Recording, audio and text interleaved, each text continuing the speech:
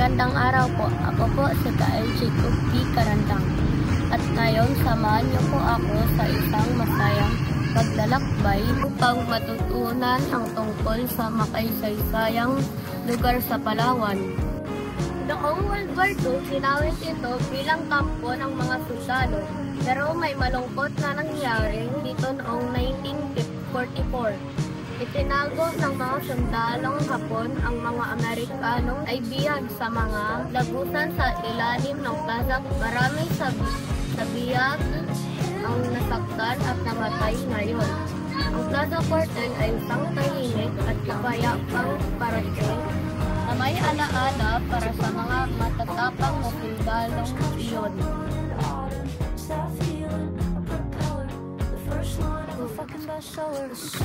Sunod puntahan natin ang Conception Cathedral. Ang maganda at kulay asul, puting simbahan na nakatayo na rito ng 1800s pa. Ginawa ito ng mga misyonarong Kastila para mabahagi ng kanilang panampalataya. Ang katedral ngayon ay may mataas na tore at makukulay na salaming bintana na parang kastilyo.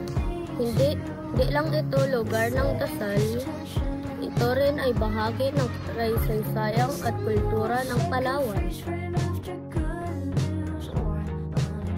Pumunta naman tayo sa Mendoza Park. Ang parking ito ay ipinangalan kay Dr. Higinio Mendoza, isang bayani ng Palawan na lumaban ng puwersang Hapon noong World War II. Sa ngayon, isa na itong magandang pasyalan sa lungsod ng Puerto Princesa.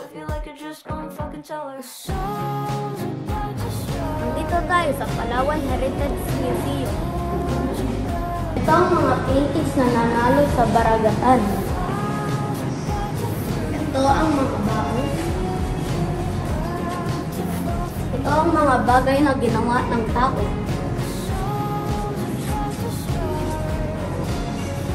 Ito din ang ginawa ng mga panalo sa Baragatan. Ngayon na, nanood kami ng video tungkol sa Palawan.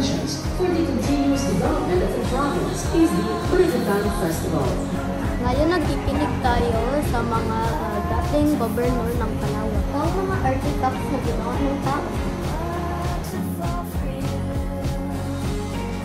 Dito natin makikita ang replika ng Manunggul Jar. Ito ay nagre-representa sa mga Tagbanwa. Dito ay nagre-representa ng Taot Batu. Nandito naman tayo sa nagre-representa sa Palawan. Nandito din tayo sa nagre-representa sa Dakbatak. Ito naman ang sandata na ginamit ng mga Pilipino.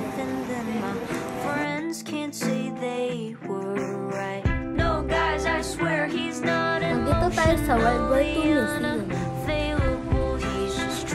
Dito ang mga sasakyan ginamit ng mga dati nating sundalo.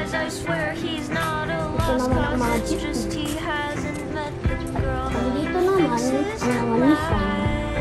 Nandito naman ang mga armas ginamit.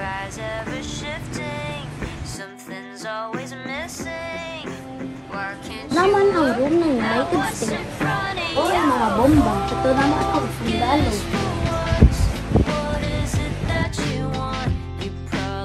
Ito naman ang multinational room.